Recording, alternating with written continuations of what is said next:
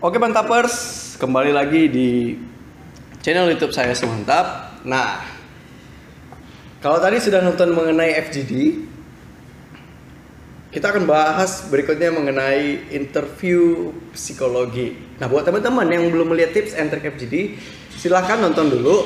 Tapi jangan lupa klik subscribe di channel YouTube ini, karena channel subscribe itu gratis dan kita sama-sama bisa mengembangkan channel ini, bisa saling share ke teman-teman yang lain. Kita juga bisa sharing pengalaman di sini. Nah, kalau kalian belum nonton yang FGD tadi, silahkan klik link yang ada di deskripsi, akan saya sertakan linknya. Silahkan ditonton. Oke? Nah, hari ini kita akan membahas mengenai bagaimana itu interview psikologi BPJS Ketenagakerjaan atau BP Jam Sostek. Ini bukanlah sebuah hal yang mutlak. Bukanlah sebuah hal yang apabila kalian ikuti 100% kalian akan lulus. Enggak. Di sini saya perlu menekankan hal itu. Nah, kenapa? Karena yang saya lakukan di sini adalah sebatas sharing informasi, sharing pengalaman saya ketika mengikuti seleksi dan rekrutmen BP Jam Sostek atau BPJS Ketenagakerjaan. Oke?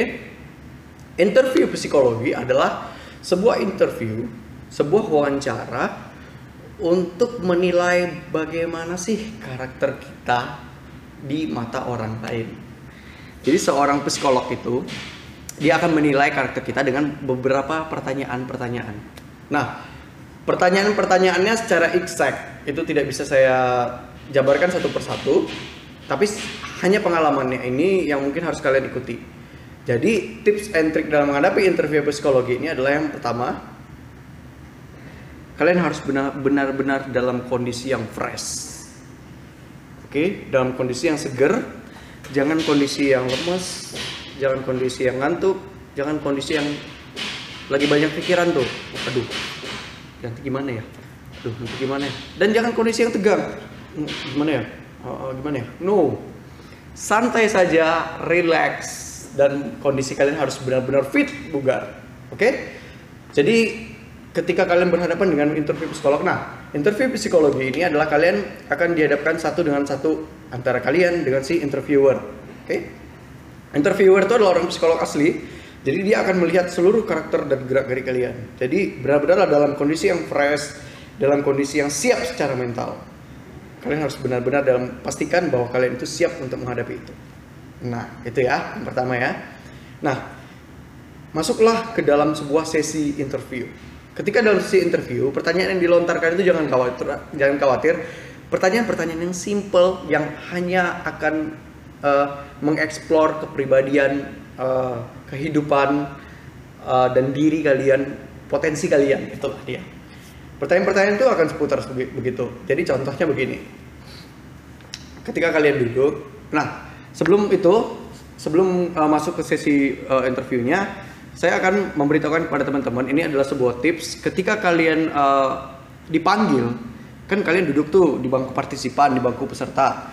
Nah, nanti kalian akan dipanggil atas nama Suman gitu. Nah, kalian akan datang. Tep. Kalian pastikan berjalan dari kondisi dari tempat duduk di sana ke tempat duduk yang ada di sini. Nah, ketika kalian jalan, kalian harus memperhatikan gestur tubuh kalian juga, karena itu akan dinilai. Mulai dari situ sudah dinilai ya, teman-teman. Jadi ketika kalian berjalan, jangan berjalan tuh aduh deg-degan aku, aduh gimana ya, aduh panik. Terus pas jalan lihat belakang, lihat temennya di belakang, aduh gimana ya teman-teman, atau lihat dada gitu, itu jangan. Ketika kalian dipanggil, kalian di situ harus benar-benar sudah dalam kondisi, wah giliran saya nih, baik. Jalanlah, nah buat kalian yang cowok, jalanlah dengan postur yang tegap, wajah yang rileks, senyum, dan jalanlah dengan santai. Oke? Nah, buat kalian yang cowok, berjalanlah buat kalian yang cewek, berjalanlah seelegan mungkin dan seanggun mungkin kalian menunjukkan ekspresi bahwa kalian excited untuk mengikuti interview itu. Jangan kondisi tegang, relax saja, senyum, dan pastikan bahwa kalian excited. Ketika kalian sampai ke sebelah bangku, jangan langsung duduk. Meskipun itu adalah sebuah inisiatif, tapi jangan langsung duduk. Ketika kalian sampai, kalian sampaikan, selamat pagi Bu, atau kalau interviewer si cowok, selamat pagi Pak. Maka si interviewer akan mempersilahkan kalian duduk. Oke, silakan duduk. Nah, kalian harus duduk dengan santai. Jangan duduknya begini. Shit. Oke. Jangan. Hindari gestur-gestur yang berlebihan, nggak usah. Santai aja, santai. Ketika kalian dipersilakan sudah duduk, terima kasih Pak, terima kasih Bu. Gitu. Santai aja duduk. Oke. Nampak kan perbedaannya? Ketika kalian duduknya tadi secara buru-buru, itu kelihatan kalian itu panik. Kalian itu seolah sudah menghafalkan jawaban atas apa yang bakal ditanyain. Ketika kalian duduknya itu secara santai, nah, si interview pun merasa, wah anak ini memiliki ketenangan yang luar biasa. Nah begitu, anak ini memiliki kesiapan yang bagus, anak ini memiliki etika yang bagus. Nah, begitu. Kalian harus benar-benar pastikan bahwa sesmoothnya diri kalian. Nah kalau kalian yang biasanya gerasa gerusuk, ya latihanlah dari sekarang untuk lebih menenangkan diri kalian. Oke, ketika kalian duduk, tetap dalam kondisi jangan cengengisan. No, tetap dalam kondisi yang santai tapi senyum. Jangan senyumnya yang kayak terpaksa. Jangan yang pokoknya jangan bual-bual, relax saja, natural aja. Nah, si interview itu akan dalam beberapa detik melihat interviewer itu akan dalam beberapa detik itu melihat bagaimana cara kalian duduk. Kaki itu jangan diginiin, jangan diginiin. Buat yang cewek jangan diginiin. Santai saja di sini, tangannya di sini. Nah, posisi tangan juga itu akan mempengaruhi. Jangan selalu tertutup. Karena ini akan menyatakan bahwa kalian itu adalah orang-orang yang tertutup. Santai aja terbuka. Atau kalau ada sandaran yang begini, letakkan di sini. Kalau tidak, ya begini saja. Lebih baik. Ketika kalian menjelaskan, posisi tangan kalian itu lebih condong terbuka daripada ketutup. Oke? Jangan tangan itu begini, tapi begini saja. Jadi ketika kalian menjelaskan, posisi tangan itu lebih condong terbuka daripada tertutup. Oke, kaki jangan terlalu begini buat yang cowok, jangan begini buat yang cewek. Tetap dalam kondisi yang prima. Oke? Nah, ketika kalian duduk, ketika kalian santai, berikan senyuman kecil. Jangan tegang, santai saja, tapi jangan terlalu bersandar jangan terlalu alay bersandar, jangan begini ya. Tetap dalam kondisi yang tegak. Kalau ada sandarannya, tetaplah duduk dalam posisi yang santai, tegak. Jangan tegang. Bedakan antara tegang dengan tegak ya. Oke, tegak saja, santai. Oke, berikan senyuman kecil.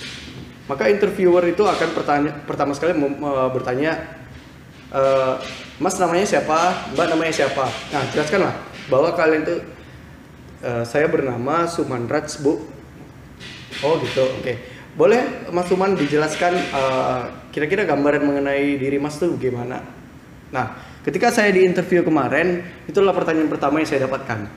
Ini adalah sebuah seri pengalaman. Nah, ketika kalian diberikan pertanyaan itu, jawablah sesuai kebutuhan. Jangan diperluas kemana-mana karena akan muncul sebuah pertanyaan baru dari si interviewernya.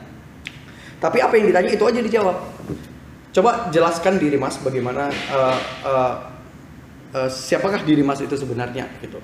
Kita cukup jelaskan, nama saya adalah Sumanraj, saya berusia sekian tahun, oke. Nggak perlu dijelaskan saya lahir tanggal sekian, bulan sekian, tahun sekian. Saya suka makanan ini, saya suka minuman ini, saya suka hobi saya adalah ini, itu nggak usah, nggak perlu sampai segitunya. Cukup kalian jelaskan nama saya adalah Sumanraj, sesuai nama kalian ya.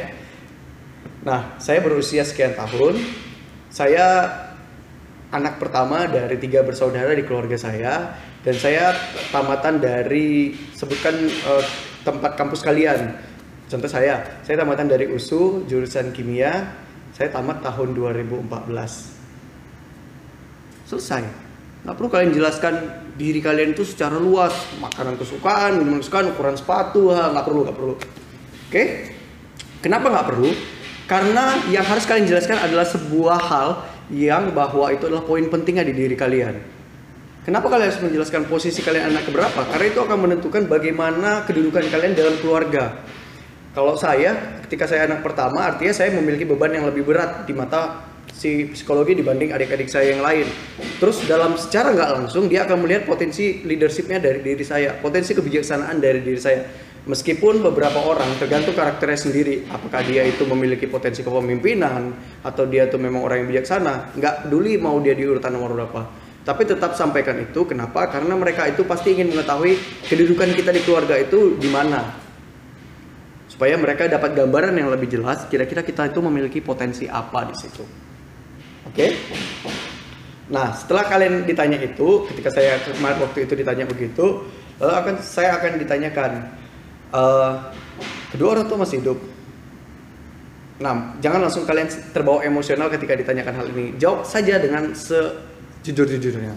Nah, kebetulan terima kasih, thanks God, orang tua saya masih hidup. Jadi saya sampaikan, ya, kedua orang tua saya Bu masih hidup dan masih sehat walafiat, masih bekerja juga saat ini. Lalu mulai dari situ akan timbul sebuah pertanyaan, ayah bekerjanya apa? Ibu bekerjanya apa? Nah, bukan seolah-olah interviewer itu kepo, bukan. Dia itu hanya ingin tahu motivasi kamu ketika melamar di BPJS Sostek atau BPJS Tenaga Kerja ini apa? Apakah hanya untuk mencari sebuah popularitas, mencari ini, mencari itu, motivasi uang, motivasi ketenaran dan lain-lain? Apakah hanya pengen berkecimpung nih di dunia pemerintahan? Mereka hanya ingin tahu itu. Misalkan orang tua saya pedagang dulu, yang si ayah, si ibu penjahit. Saya sampaikan orang tua saya, si ayah saya pedagang di sini, ibu saya penjahit di rumah. Terus nanti ditanya, loh, ayah pedagang, ibu menjahit, terus kamu kenapa memilih masuk di BPJS Sostek ya? Nah, di situ mainnya. Ketika kalian mulai ditanyakan hal itu, jangan menjawab itu, iya saya ingin menjadi orang yang kaya, saya ingin, tidak. Sampaikan bahwa kalian itu benar-benar excited di BPJS Sostek ini. Kalian itu excited di BPJS Tenaga Kerjaan. Kalau saya kemarin ketika saya ditanyakan itu adalah saya menjawabnya bahwa terima kasih Bu, orang tua saya mungkin dulu dengan kondisi pendidikannya yang hanya sampai SMA, jadi mungkin salah satu profesi yang paling mungkin ketika waktu itu adalah sebagai pedagang. Nah, saya bersyukur saya bisa sampai S1, saya menjadi sarjana yang melebihi orang tua saya. Jadi saya ingin mencari sebuah pengalaman hidup yang lebih dibandingkan dengan lingkungan yang selama ini saya hadapi. Kalau orang tua saya berdagang, saya ingin mencoba untuk bekerja. Nah, kebetulan BPJS Sostek ini adalah tempat di mana saya ingin berkarir, berkecimpung dalam dunia pekerjaan ini. Saya ingin benar-benar menggeluti profesi saya di BPJS Sostek. Nah, asik kan? Daripada kalian harus jawab, ya saya ingin merubah status keluarga saya. Meskipun ujungnya bakal ke sana, tapi nggak usah dijelasin juga. Nah, terus nanti dia akan tanya, emang kamu pilih apa di BPJS Sostek? Nah, sesuaikanlah posisi yang kalian pilih kemarin. Ini, kenapa kamu tertarik dengan hal itu? Nah, jelaskan. Kenapa kamu tertarik dengan itu? Mungkin ya ada hubungannya dengan basic kalian ketika kalian kuliah. Atau kalaupun nggak kuliah, basic kalian nggak di kuliahan itu. Contoh saya kimia. Saya memilih di bagian pemasaran. Nggak ada hubungannya kan? Tapi kenapa kamu berminat di pemasaran? Nah, saya akan jelaskan dari sisi organisasi saya. Ketika saya kuliah dulu, saya nggak hanya kuliah, tapi saya punya organisasi. Dan ketika saya organisasi, saya berada di bidang ini selama sekian tahun. Nah, ketika saya berada di bidang ini, tugas saya waktu itu adalah ini. Dan ini saya rasa berhubungan dengan pemasaran. Nah, kebetulan dibuka lowongan pemasaran, saya merasa pemasaran ini benar-benar asik ya untuk dilaluin gitu. Karena kita bertemu orang-orang yang baru, nggak monoton pekerjaannya dan bla bla bla bla bla gitu. Jadi jelaskan adalah semua hal-hal yang berhubungan dengan positif. Nah, kalau kalian fresh graduate, kalian akan lebih dipertanyakan mengenai bagaimana kehidupan kalian di kampus, kehidupan kalian berorganisasi. Oke? Organisasi. Itu adalah sebuah mini birokrasi tempat kalian bekerja, itu dianggap sebuah pekerjaan kecil. Cuma bedanya ketika ada organisasi kalian nggak digaji. Kalau kalian bekerja di sebuah perusahaan kalian digaji. Tapi tetap dalam strukturnya itu sama-sama sebuah organisasi. Kalian harus paham itu. Nah, kalau kalian bukan fresh graduate, kalian adalah pekerja di sebelumnya, kalian bisa sampaikan alasan kalian resign itu kenapa. Nah, sampaikanlah itu dalam sebuah hal yang positif. Apakah kalian ingin keluar dari zona nyaman kalian, atau apakah kalian ingin mencoba tantangan yang baru, atau kalian ingin mengembangkan soft skill kalian, makanya kalian pilih yang ini daripada yang itu. Nah, hal-hal yang positif itu harus kalian sampaikan, bukan sebatas saya bosan dengan pekerjaan sana. Nah, hindari kata-kata bosan. Oke? Itu akan membuat kalian itu adalah orang-orang yang di mata mereka itu adalah orang-orang yang tidak konsisten. Oke? Nah, pertanyaan-pertanyaan itu adalah ringan-ringan. Kalau kalian baca postingan-postingan thread di Kaskus, di Google mengenai pertanyaan-pertanyaan seputar wawancara, itu aja, percayalah. Nah, cuman tips dan triknya adalah selalu tenang, selalu berikan senyuman kecil dan ekspresif ya. Jangan datar, misalnya iya bu, saya adalah belum semangat. Jangan begitu. Usahakan kalian itu benar-benar excited, ekspresif. Saya benar semangat bu dalam keluarga saya. Nah, gestur itu dimainkan, tapi jangan berlebihan, santai saja, secukupnya aja gitu. Itu akan membuat kalian merasa lebih berpotensi di mata interviewer. Interviewer itu akan berpikir bahwa kalian itu benar-benar siap dalam menghadapi kondisi dengan tekanan apapun. Jadi kalian itu bisa bekerja di bawah tekanan gitu loh. Oke? Nah, jadi tips yang pertama tadi itu adalah tetap relax. Jaga etika ketika kalian masuk. Ketika dipersilakan duduk baru duduk. Cara kalian duduk dan lain-lain. Nah, postur, intinya adalah postur. Postur pertama itu adalah sampaikan benar-benar bahwa kalian itu benar-benar relax, nyaman, dan excited. Tidak menyepelekan si interviewer, tidak menyepelekan diri sendiri. Itu adalah tips yang pertama. Nah, tips yang kedua, hadapi setiap pertanyaan dengan santai, dengan kejujuran apa adanya ya, jangan lebih-lebihkan. Terus sampaikan, jawablah pertanyaan-pertanyaan itu seperlunya aja. Jangan melebar kemana-mana, nanti panjang interview kalian, terus kalian akan dianggap ini orangnya kayaknya hanya suka retorika aja. Cuman karya kata aja, bukan karya nyata. Oke? Nah, terus ketika kalian ditanya, jawablah itu dengan semua hal yang positif. Apapun pertanyaannya, sampaikan jawaban itu dengan semua hal yang positif. Kalau ada hal yang negatif yang diminta untuk dieksplor dari diri kalian, sampaikan hal yang negatif dari diri kalian yang masih bisa diubah. Dan ada solusinya gitu loh. Jadi ketika kalian, saya adalah seorang yang pelupa bu, tapi saya menyadari kekurangan saya adalah seorang pelupa, tapi saya selalu membawa buku catatan kecil ketika kemana-mana. Jadi ketika saya bertemu dengan poin-poin penting, saya langsung catat bu di buku itu. Jadi ketika saya lupa, aduh apa ya tadi ya, saya punya catatan itu untuk mengingatkan saya kembali. Nah, ada solusinya gitu loh. Ada yang bisa dirubah dari situ gitu. Oke, itu adalah tips dan trik dalam menghadapi interview psikolog. Nah, yang terakhir, ketika kalian sudah selesai berdiskusi, ditanya-tanya, diwawancarai, ketika sudah sesi closing, baik Pak Suman, mungkin terima kasih. Mudah-mudahan dengan apa yang Mas Suman ceritakan tadi itu bisa berguna ketika bekerja di BPJS Tenaga nanti, dan mudah-mudahan di mata manajemen nanti ini adalah sebuah karakter yang dibutuhkan, sebuah potensi yang dibutuhkan. Jadi ya mudah-mudahan berhasil Mas Suman. Saya doakan mudah-mudahan berhasil. Nah, ketika kalian begitu, kalian angguk kecil jangan gini-gini. Jangan terlalu sering. Baik Bu, terima kasih banyak Bu atas waktu dan kesempatannya. Saya sangat senang sekali bisa menghadapi interview ini bersama Ibu. Sekali lagi terima kasih banyak Bu. Mudah-mudahan saya bisa dipanggil untuk tahapan yang berikutnya. Oke, begitu sampaikan closing itu secara lembut.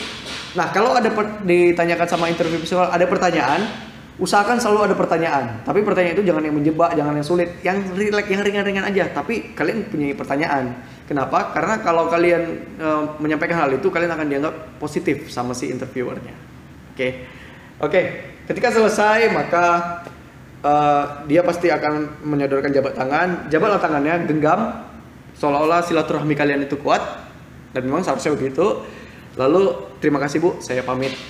Berdirilah dengan relax seperti kalian duduk tadi, dan keluarlah dengan postur yang jangan ketemu lagi ke belakang. Jadi dengan gaya kalian masuk yang santai, keluarnya juga santai.